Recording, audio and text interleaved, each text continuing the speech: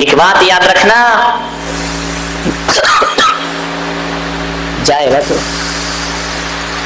इशारे मत कर। यहां गिलासों में जो उभरे फिर न डूबे जिंदगानी में, गिलासों में जो डूबे फिर न उभरे जिंदगानी में, और हजारों बह गए इन बोतलों के बंद पानी में। ध्यान रखिए, आज जितने लोग नदी तालाब में कुओं में डूबकर मरते नहीं है, जितने लोग नदी तालाब में डूबकर नहीं मर रहे, उससे ज्यादा लोग चिल्लू भर शराब में डूब करके मर रहे हैं, जिंदगी बर्बाद कर रहे हैं। अरे नदी में डूबा आदमी तो फिर भी मौत को प्राप्त हो जाता है, लेकिन शराब में डूबा आदमी तिल तिल करके मौत को प्राप्त होता है। ना तो वो जी पाता है और ना वो अच्छे से मर पाता है। घूंट घूंट में मौत है जिसके, ध्यान रखिए। जिंदगी बर्बाद, शरीर बर्बाद, विचार खराब, परिवार खराब, व्यवहार खराब।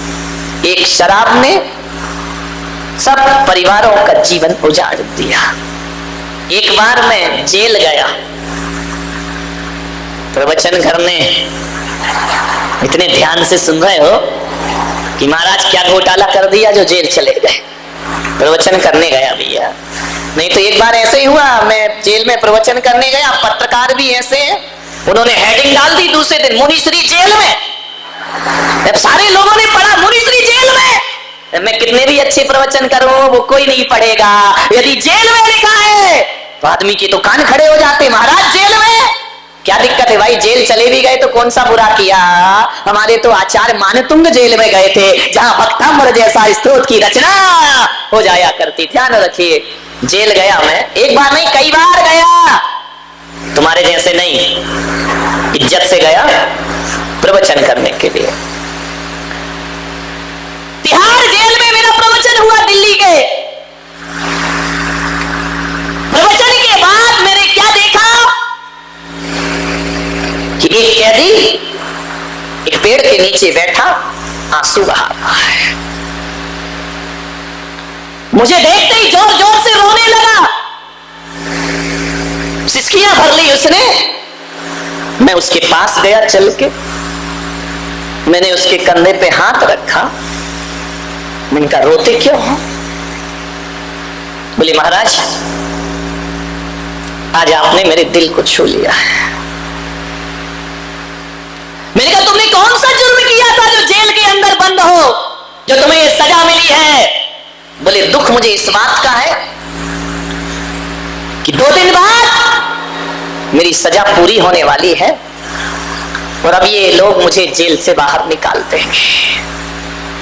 तो मैंने कहा ये तो खुशी का दिन है, ये तो आनंद का दिन है, ये तो खुशियां मनाने का दिन है, तुम दुखी क्यों हो रहे हो? उसने मेरे पैर पकड़े, महाराज मैं आपके चरण पकड़ता हूं, किसी भी तरह से आप मेरी सजा बढ़वा दीजिए। मैंने कहा सजा बढ़वा दूं? कैदी तो बाहर निकलने की सोचते हैं, कैदी तो जेल तोड़ने की सोचते हैं, कैदी तो दीवार लांघने की सोचते हैं, और ये तुम हो जो कह रहे हो कि मैं बाहर जाना नहीं चाहता हूं। बोले महाराज 14 साल की सजा हो गई, अब मैं बाहर नहीं जाना चाहता हूं। आपसे निवेदन है कि किसी भी प्रकार एन कैन प्रकार एन किसी से भी सिफारिश करके इतना एहसान मेरे ऊपर कर दो कि मेरी जो जिंदगी बची है वो सलाखों के पीछे व्यतीत हो जाए, मैं बाहर नहीं जाना चाहता हूं। अरे मैंने कहा पागल हो गया तुम? पक्षी आनंदित है, आकाश में उड़ रहा है, स्वतंत्रता का आनंद ले रहा है, एक जानवर भी परतंत्र नहीं रहना चाहता है, और तुम कैसे इंसान हो जो कहते हो कि मुझे गुलामी की इस बेड़ियों में बंधा रहना दो, इन सलाखों के पीछे जीने दो। बोले महाराज मैं बाहर नहीं जाना चाहता। मैंने कहा ऐसी क्या बात है? बोले एक दिन मैं भी बड़ा सुखी था महाराज, मेरे पास बहुत पैसा था, मेरा एक परिवार था, मेरे बच्चे, मेरी पत्नी, सब कुछ मेरे पास था। एक दिन ऐसा तूफान आया कि सब कुछ उजड़ गया मेरे जीवन से।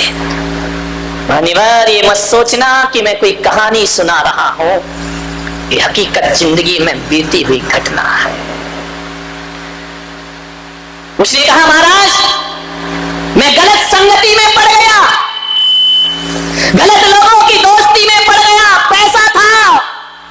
अयाशी करने लगा, मेरी संगति गलत हो गई। लोगों ने मुझे शराब पिलाना सिखा दिया। लोगों ने कहा कि पी लो यार शराब। मैं तो वो आदमी था जो रात में भोजन भी नहीं करता था, रात में पानी भी नहीं पीता था, लेकिन मेरी उठक बैठक ऐसे लोगों के साथ मिलना जुलना हो गया, उन लोगों ने धीरे धीरे मुझे शराब पिलाना सिखा दिया। जब मैं कहता कि मैं शराब नहीं पीऊंगा, मैं पीता नहीं हूं, तो लोग मुझे ताने मारते कि देश 21वीं सदी में पहुंच गया, ये दुनिया की फैशन है, ये दुनिया का स्टेटस है, ये दुनिया का स्टैंडर्ड है, पी ले बेटा। बहुत मुझे कह कह के मजबूर कर कर के पिला दिया। मैं आपसे निवेदन करना हूं बारामती वालों, जो तुम्हें गलत राह पर ले जाए वो दोस्त नहीं, जीवन का सबसे बड़ा दुश्मन हुआ करता है। और मैं आपसे इतना ही आग्रह करूंगा, युवाओं से निवेदन करूंगा कि जीवन में जब भी बुराइयां आती हैं तो माता पिता के द्वारा नहीं आती, जब भी जीवन में बुराइयां आती हैं तो दोस्तों के द्वारा जीवन में बुराइयां आती हैं। अरे दोस्त दो तरह के होते हैं, एक वो है जो हमारे जीवन में दोष को लाते हैं, वही भी दोस्त हैं, और एक वो दोस्त होता है जो जीवन से दोषों को समाप्त कर दिया करता है, एक दोस्त वह भी हुआ करता है। ऐसी दोस्ती मत करना। आपसे निवेदन है, यदि सच्चा और अच्छा दोस्त ना मिले, बिना दोस्त की जिंदगी गुजार देना, लेकिन गलत आदमी को अपने जीवन में कभी दोस्त मत बनाना। एक बात बताओ, आदमी सिगरेट पीना कब कौन सिखाता है उसको? Mummy papa? मैं तो कहता हूं कि जो बाप सिगरेट पीता है ना, वो भी चाहता है कि मेरा बेटा सिगरेट ना पिए। ध्यान रखना, एक शराबी भी चाहता है कि मेरा बेटा शराब ना पिए, एक नशा करने वाला भी यही चाहता है कि मेरा बेटा नशा नहीं करना चाहिए। यदि नशा अच्छी चीज होती तो एक शराबी अपने बेटे को शराबी बनाना क्यों नहीं चाहता है? उसको सिगरेट पिलाना क्यों नहीं चाहता है? सोचना है। ये बुरी चीजें, शराब बहुत खराब है मेरे भाई, ध्यान रखना। कौन सिखाता है ये शराब पीना? कौन सिखाता है ये सिगरेट हाथों में रखना? दोस्त सिखाते हैं, ध्यान रखना। ना पत्नी से अवगुण आता है, ना माँ बाप से आता है, ना रिश्तेदारों से, ये बुराइयां आती है दोस्तों से। ध्यान रखिए। मैं आपसे निवेदन करता हूं, ऐसी संगति से दूर रहिए, क्योंकि जैसी संगति होती है वैसी आदमी की मति हुआ करती है, और जैसे दोस्त होते हैं वैसे ही उसका जीवन हुआ करता है। मैंने आपसे एक दिन और कहा था ना कि किसी आदमी के चरित्र को पहचानना है तो उसकी खानदान कभी मत देखना। किसी आदमी के चरित्र को पहचानना है, उसकी डिग्री मत देखना। किसी आदमी के चरित्र का परिचय लेना है, उसके रिश्तेदार मत देखना, उसका मकान मत देखना, उसकी दुकान मत देखना। आदमी का असली चरित्र यदि पता करना है तो उसके दोस्त देखना और उसके यार देखना, क्योंकि आदमी जैसा होगा वैसे ही दोस्तों की संगति पसंद करेगा। ध्यान रखिए मान्यवर, यदि आप अच्छे हैं, गलत दोस्तों की संगति आप पसंद नहीं कर सकते हैं। ध्यान रखिए, संगति पर विशेष ध्यान देना। ये दोस्त माल में तो साथ देते हैं, लेकिन मार में कोई भी साथ देने वाला नहीं है। उस आदमी से जो जेल का कैदी था, मैंने कहा देख, जब इन दोस्तों ने तुझे शराब पिलाई, जब तू गलत काम करता था, चार चार दोस्त तेरे आगे पीछे रहते थे, और जब तू पकड़ा गया तो सलाखों के भीतर अकेला आकर के बैठा हुआ है। कोई भी दोस्त तेरे साथ आने वाला नहीं। दोस्तों से सावधान, संगति से सावधान। किसके साथ उठ रहे हो, बैठ रहे हो, ध्यान रखिए, पूरा जीवन बर्बाद हो जाएगा। कोई दोस्त ना मिले ना तो भगवान को अपना दोस्त बना लेना, जिंदगी सवर जाएगी तुम्हारी। ध्यान रखना, जाम पर जाम पीने से क्या फायदा, रात चढ़ेगी सुबह उतर जाएगी। प्रभु नाम का प्याला पी, तेरी जिंदगी सवर जाएगी। ध्यान रखिए, विचार करना है आपको, दोस्तों से बचो। उस आदमी ने मुझे बताया कि महाराज मैं शराब पीने लगा, और ऐसा आदी हुआ, शराब का ऐसा आदी हुआ कि अब शराब के बिन जीना मेरा मुश्किल हो गया। एक बात याद रखना, कोई भी शराबी जिंदगी भर शराब नहीं पीता। कोई भी शराबी यदि शराब पीता है तो जिंदगी में पहली बार शराब पीता है, बस उसके बाद कभी शराब नहीं पीता है। बारामती वालों का मुझे नहीं मालूम कि रोज पीते हैं कि कभी कभी पीते हैं। एक शराबी पहली बार शराब पीता है, फिर जिंदगी में शराब नहीं पीता, फिर कहानी बदल जाती है।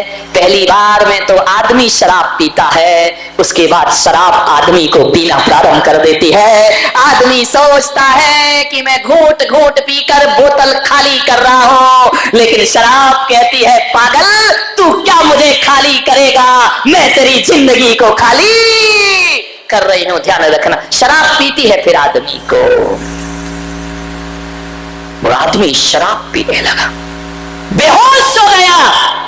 नादान है वो लोग जो कहते हैं कि शराब पीने के बाद आदमी बेहोश होता है, लेकिन मैं पुलक सागर कहता हूं कि शराब पीने के बाद आदमी बेहोश नहीं होता, बल्कि जो बेहोश आदमी होता है वही शराब पिया करता है, वही नशा किया करता है, जिसे होश ही नहीं है जिंदगी का।